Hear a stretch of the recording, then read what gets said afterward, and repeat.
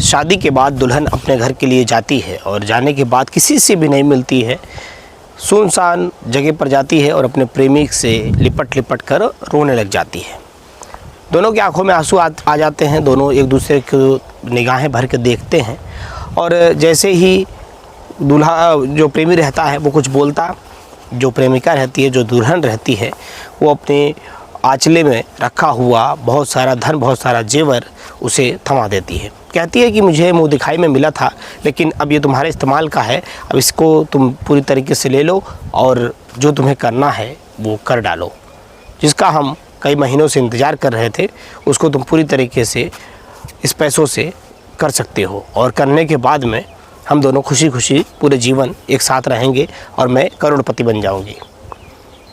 दोस्तों, होता भी वही है, वो जो लड़की, जो दुल्हन जो चाहती है वो अपने दूल्हे के साथ में कुछ ऐसा करवा देती है अपने प्रेमिका से मिल करके, जिसके सुनने के बाद में आपके भी पैरों तले ज़मीन खसक जाएगी। नमस्कार, मैं श्रवण कुमार और आप देख रहे हैं स्टोरी 8 PM। दोस्तों, सच्ची कहानी आपके साथ में प्रस्तुत करने जा रहा हूँ, जिसको सुनने के बाद में आप भी सोचने पर मजबूर हो जाएंगे। चैनल पर अगर आप नए हैं तो चैनल को सब्सक्राइब करिएगा और वीडियो को लाइक ज़रूर कर दीजिएगा।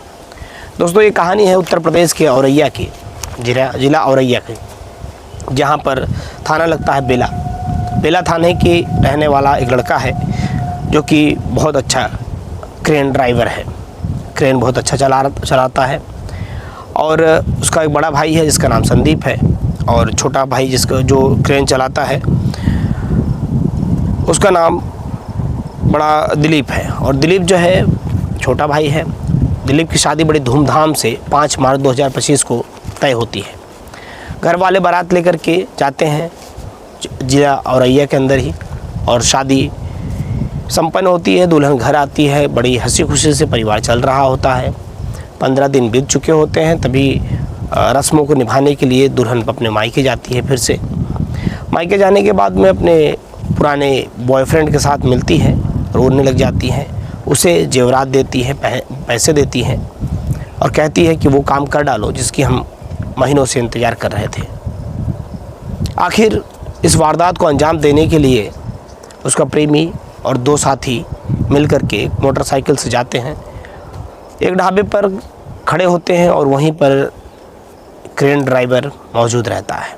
उसके पास वो लोग जाते हैं, कहते हैं कि भैया पास की ही दूरी है कुछ, वहाँ पर हमारी कार जो है वो गिर गई है और ये तो भला है इन राहगीरों का जिन्होंने मेरी मदद की और मैं बड़े मुश्किल से कार में से नहर में से बाहर आया हूँ। मेरी कार जो है वो नहर के अंदर ही है, क्यों आप क्रेन चलाते हैं, क्यों ना मेरी कार को लेकर चल के निकाल दीजिए। दिलीप इस बात को सुनता है तो वो तुरंत कहता है कि यार हमारा तो काम ही यही है, आप आए हैं तो मैं बिल्कुल मदद करूँगा और आपकी कार को ज़रूर बाहर निकालूँगा। ये सुन करके वो तीनों कहते हैं कि काम करो यार, पहले तुम मेरी एक मदद कर दोगे। तो वो कहते हैं कि क्या बताओ। तो वो उस गाड़ी वाले से, उसका जो दिलीप है, दिलीप से ये दोनों कहते हैं कि पहले आप चल के गाड़ी देख लीजिए, हो सकता है कि अगर आप इतनी बड़ी क्रेन लेकर के जाएंगे और वहाँ पर जाने की जगह नहीं रहेगी तो आप भी फंस जाएंगे, इससे अच्छा हम कोई दूसरी गाड़ी की व्यवस्था कर सकें। ये कह कर के वो वहाँ से चलता है और जाने के बाद में वो बोलता है, ड्राइवर जो रहता है, जो जिसका नाम दिलीप रहता है, वो काफ़ी ज़्यादा खुश हो जाता है। वो कहता है कि यार आप लोग कितने भले इंसान हो जो कि इतनी अच्छी बात सोच रहे हो। मैंने पहली बार ऐसा देखा है किसी ग्राहक को कि पहले अपने एड्रेस पर, लोकेशन पर ले जा रहा है और दिखा रहा है कि पहले आप देख लीजिए, उसके बाद अपने क्रेन लेकर के आइए। खुश हो जाता है। वो 5 से 7 किलोमीटर की दूरी तय करते हैं मोटरसाइकिल पे, उसको बीच में बिठा लेते हैं और एक जो रहता है वो क्रेन के पास से रुक जाता है। ऐसे में तीनों वहाँ से रवाना होते हैं, आगे जाते हैं। तो आगे जैसे ही पहुँचते हैं तो वो पूछता है, दिलीप कहाँ लेके जा रहे हो, कार कहाँ है, तुम तो बहुत दूर चले आ रहे हो। तभी अचानक से वो पीछे से पिस्टल निकालते हैं और उसके कनपटी पे एक गोली दाग देते हैं। अब वो इतनी तेज़ चिल्लाना शुरू करता है, दिलीप ज़मीन पर गिर पड़ता है और ये भी अपने आनंद फानंद में गड़गड़ाती हुई गाड़ियों को, लड़खड़ाती हुई गाड़ियों को लेकर के मोटरसाइकिल वहाँ से भाग जाते हैं। पीछे मुड़ के ये तक नहीं देखते हैं कि दिलीप की मौत हो चुकी है या जिंदा है। ऐसे में स्थानीय लोग वहाँ पर इकट्ठा होते हैं, तुरंत एम्बुलेंस को बुलाते हैं, पुलिस को सूचना करते हैं, पुलिस पकड़ती है और लेकर के उस लड़के को चली जाती है CSC हॉस्पिटल में। CSC विधुना में इलाज के लिए लेकर जाते हैं। वहाँ पर जो डॉक्टर रहते हैं वो कहते हैं कि हमारे बस का नहीं है, इसे ज़िले पर रेफ़र कर दिया जाए, बड़े हॉस्पिटल में रेफ़र कर दिया जाए। पुलिस वाले वहाँ से तुरंत उसको रेफ़र करके आगे भेज देते हैं। और तभी संदीप के मोबाइल पे, जो कि दिलीप का बड़ा भाई है, उसके मोबाइल पे फ़ोन जाता है। पुलिस वाले कहते हैं कि तुम्हारे भाई की हालत बड़ी सीरियस है, तुम जल्दी से जिला अस्पताल चले आओ। घर वाले बेधड़क अब पूरी तरीके से परेशान हो जाते हैं कि अरे क्या हो गया मेरे भाई को, अभी तो मेरी बात हो रही थी। वो वहाँ पर पहुँचते हैं, हॉस्पिटल के पास जैसे ही जाते हैं, अपने बेटे को देखते हैं तो पूरी तरीके से परिवार के लोग रोने लग जाते हैं कि अभी 15 दिन भी नहीं हुए थे शादी को और इस प्रकार की चीज़ें मेरे बेटे के साथ में हो गई हैं।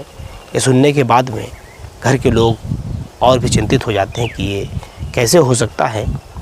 तभी उसका जो बेटा बड़ा भाई है संदीप, वो पुलिस वालों से कहता है कि मेरे भाई अभी तो मुझसे बात हुई थी कुछ घंटों पहले ही, उसने कहा कि मेरे पास में मोटरसाइकिल पे 3 लोग आए हैं, इनकी कार जो है वो फंस चुकी है, उसको निकालने के लिए मुझे जाना है, इसलिए मैं फ़ोन रखिए, मैं ढाबे पर खाना खा लूँगा और खाना खा करके फिर आपके पास वापस आ जाऊँगा, मैं इनकी पहले कार निकाल दूँ। पुलिस वालों को शंका हो जाता है, पुलिस वाले CCTV फुटेज खंगालने लग जाते हैं। CCTV फुटेज खंगालने पे पता चलता है कि वहीं पर पास में रहने वाला रामजी नागर करके एक व्यक्ति है, जो कि चौधरी के नाम से जाना जाता है, हिस्ट्री शीटर है, 10 से ज़्यादा मुकदमे हैं। उसकी जब लोकेशन तलाशी जाती है, पुलिस उसे गिरफ़्तार कर लेती है। पुलिस उससे जब गिरफ़्तार करती है तो उससे पूछताछ में पता चलता है कि उसने कुछ नहीं किया है, लेकिन पुलिस उसे जब सख्ती से पेश आती है तो आपको पता है जब पुलिस सख्ती से पेश आएगी तो मुर्दे भी बोलने लग जाते हैं। तो तुरंत उसने, हिस्ट्री शीटर ने, जो कि रामजी नागर है, उसने कहा कि मेरे पास एक लड़का आया था, उस लड़के के कहने पर मैं वहाँ पर गया था। तो पुलिस वाले तुरंत उस लड़के के पास पहुँच जाते हैं, उस लड़के को बुलाते हैं और पूछते हैं कि तुमने आखिर उस लड़के को गोली मारी तो मारी क्यों? आज वो ज़िंदगी और मौत से जूझ रहा है, क्यों मारी गोली? वो कहता है कि इसमें मेरा भी कोई दोष नहीं है, रामजी नागर का भी कोई दोष नहीं है, लेकिन गोली अगर हमने चलाई है तो अनुराग यादव के कहने पर चलाई है। अब सभी लोग चिंतित हो गए कि अनुराग यादव कौन? जैसे ही अनुराग यादव का नाम सामने आया, जो साथ के लोग और भी थे, सब लोग सन्न हो गए। तभी पुलिस अनुराग यादव के घर पर पहुंचती है, जो कि सियापुर गांव था औरैया के अंदर ही।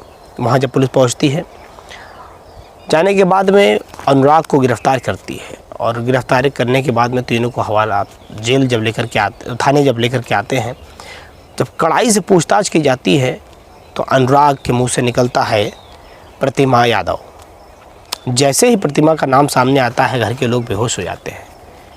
अब सबके अंदर, मन के अंदर नई नई बातें सामने निकल के चली आती हैं। सभी लोग डर जाते हैं कि प्रतिमा, अभी 5 मार्च 2025 को मेरे बेटे दिलीप के साथ में प्रतिमा की शादी हुई थी और प्रतिमा ने इस कदर से मेरे बेटे के साथ बदला लिया। अब पुलिस जो है पूरी तह तक जाना चाहती है। पुलिस अनुराग से पूछती है, अब तुम बताओ सच सच बात क्या है? अनुराग बताना शुरू करता है कि जो प्रतिमा है और मेरी दोस्ती जो है वो 4 वर्षों से चल रही है। ये मेरे घर से 500 मीटर की दूरी पर ही रहती है और हम दोनों एक दूसरे के साथ में प्यार भी करते हैं, लेकिन घर वाले मुझसे शादी नहीं करना चाहते थे क्योंकि मैं ट्रैक्टर ड्राइवर हूँ, ट्राली का काम करता हूँ। और प्रतिमा जो है, प्रतिमा के माता पिता ने शादी दिलीप से करवा दी क्योंकि दिलीप करोड़पति है। संदीप जो उसका भाई है, इनका करीब 10-12 क्रेन है, ये करोड़पति है। कई क्रेनों को मिला दिया जाए तो कई करोड़ रुपए हैं इनके पास में। और इसको जब प्रतिमा के पास में ये रिश्ता जाता है दिलीप का, तो प्रतिमा उसे हाँ कर देती है, लेकिन हामी भरने के साथ साथ में वो एक और प्लान तैयार करती है। वो कहता है कि प्रतिमा मेरे पास आई शादी के बाद में, उसने मुझसे कहा कि मुँह दिखाई में मुझको बहुत सारा पैसा मिला, बहुत सारी अंगूठियाँ मिली, बहुत सारे चैन मिले, बहुत सारे गहने मिले हैं। पूरे आभूषण बेचने के बाद में लाखों रुपए इकट्ठा हो गए। उसने कहा कि अब इन आभूषणों को इकट्ठा करने के बाद में तुम उस अंजाम को,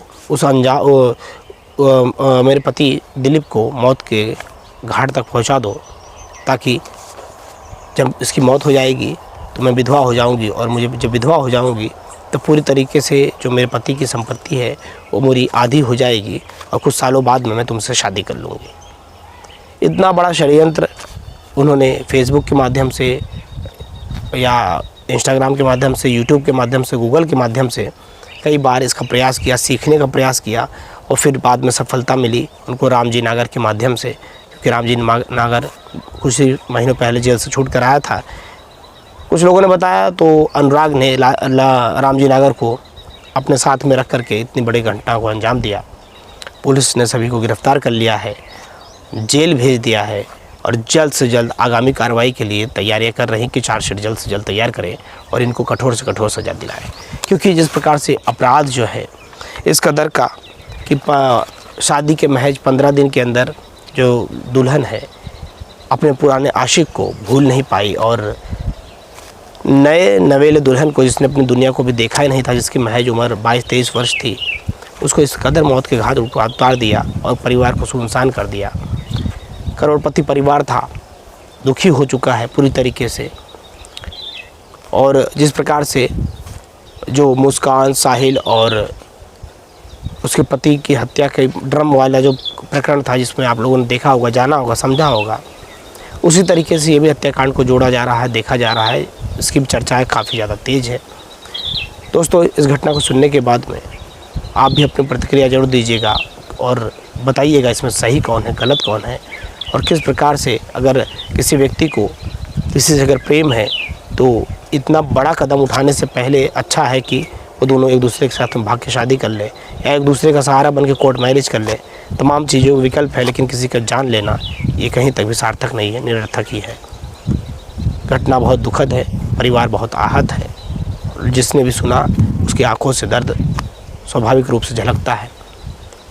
आपको कहानी कैसी लगी प्रतिक्रिया जरूर दीजिएगा और चैनल को सब्सक्राइब करिएगा। मिलते हैं फिर किसी नेक्स्ट वीडियो में। जय हिंद, जय भारत।